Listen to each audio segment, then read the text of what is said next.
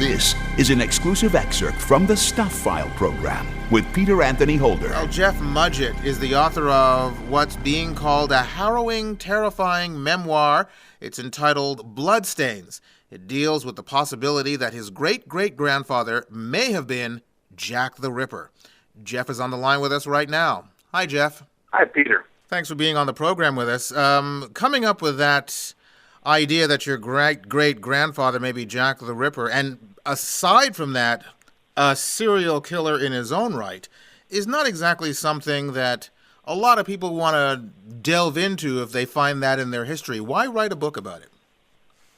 You know, that's a great question. I had a fairly normal life till I was 45, and one dinner party with the family, we all found out that my grandfather had been holding a secret from us, even his wife, and came clean about our great-great-grandfather being probably the most evil man that ever walked the planet, and his name was Herman Webster Mudgett, better known as H.H. Holmes.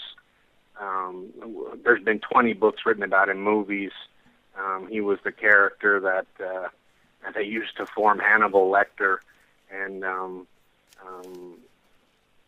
it was something that, you're right, I at first would not have imagined writing a book and telling the world about. And yet now you have done it with the book entitled Bloodstains. How long of a process, how much wrestling did you have to do with yourself before you decided to write the book, and how long did it take you to write the book?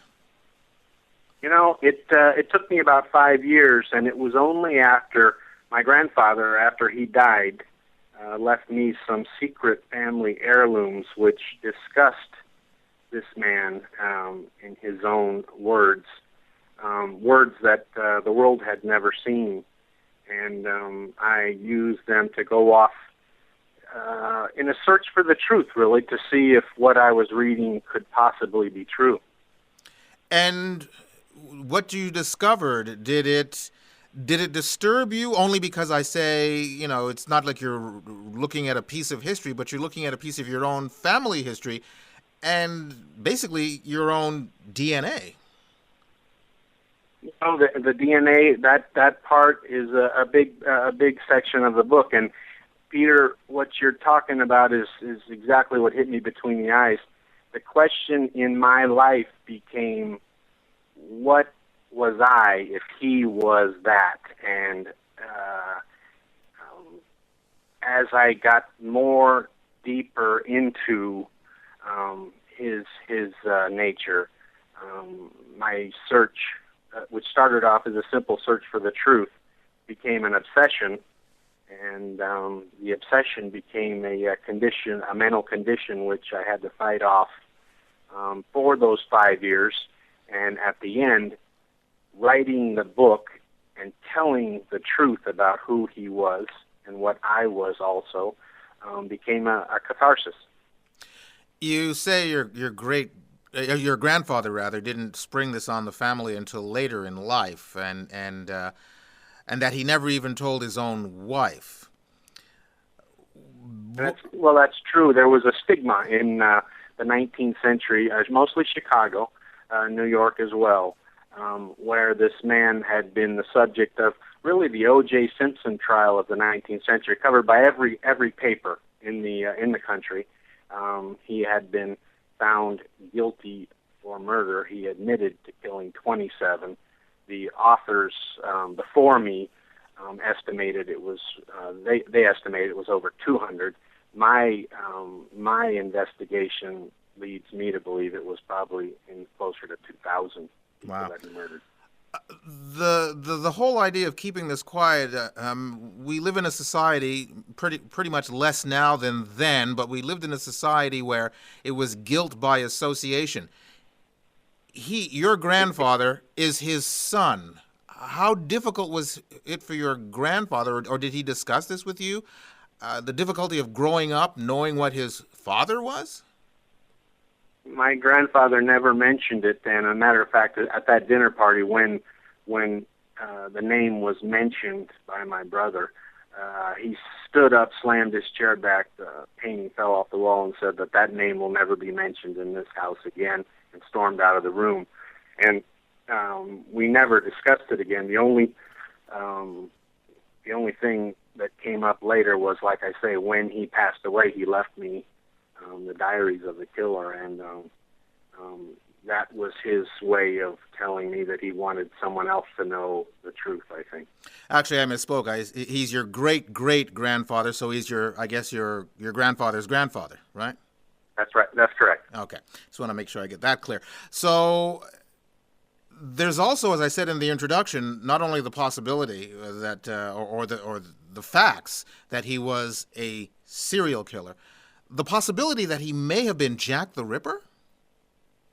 I'm convinced. I don't know if I'll be able to prove it. I'm working right now with a detective in Philadelphia who's comparing his handwriting of the notes he wrote in prison with the Ripper letters, who is working very closely with Scotland Yard. They're very interested in as well.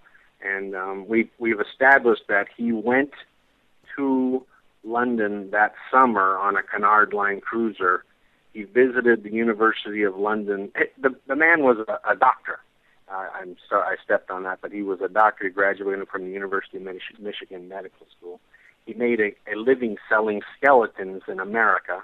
His were known as the most pristine, and they probably were presented in half the medical schools in America. You can imagine why they were the most pristine. We've established that he visited the University of London Medical School to try to sell skeletons to them, and he was there studying, investigating his research in hormones and longevity. And I don't think there's any question that at least the first 2 or 3 murders, the Ripper murders, were conducted by Herman Mudgett. And the authorities there have long believed that it was a surgeon who was capable of removing ovaries from a woman in less than 4 minutes on the street. And like I say, I don't know whether we'll be able to prove it. If the handwriting comes in clear, that is pretty strong direct evidence, and it'll be interesting to disclose that to the world when we have it. Now, you yourself and the current generation of your family didn't get to know this late in life. Now you've written this book, and I'm assuming you'd like to see it do well. Does that not pose a problem for you, for subsequent generations of the family, knowing the history of the family so well and how it might affect, like I said, future generations?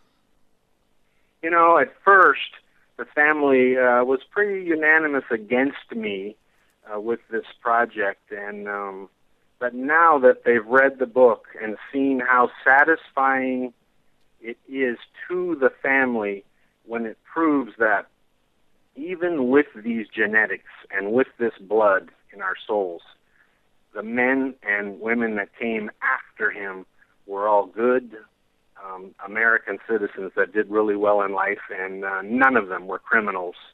And I like to broadcast that to the world, and I think my family's proud of it.